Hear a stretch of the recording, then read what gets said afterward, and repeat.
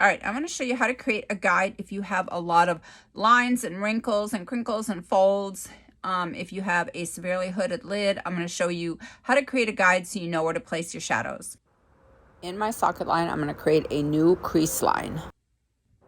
Adding that white underneath the arch of the brow. Go into this hula light. I'm going to stay right on that line, right on top of that line. So stay right on that line right there.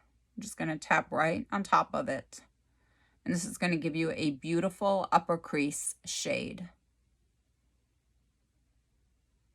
That ombre of dimension of color, so you have a nice gradient fade up towards the brow. I'm going to take a really small brush and I'm going to stay right on that line that I created. So right on that line. And I'm just going to go in because you want the shade that is right at the base, right here in the socket, to be the deepest so that you have that dark to light contrast. You guys have heard me talk about the base of the socket for years. This is what I'm referring to.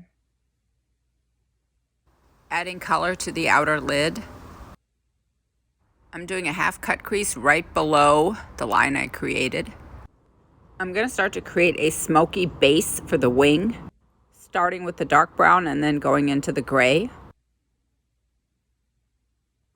And I'm doing a half wing and I'm angling it upwards. This is really going to add lift, and then I'm going to fill in the negative space.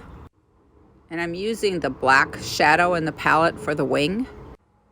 And you can see I'm creating this angular shape that's going to add lift. This is great for hooded and downturned eyes.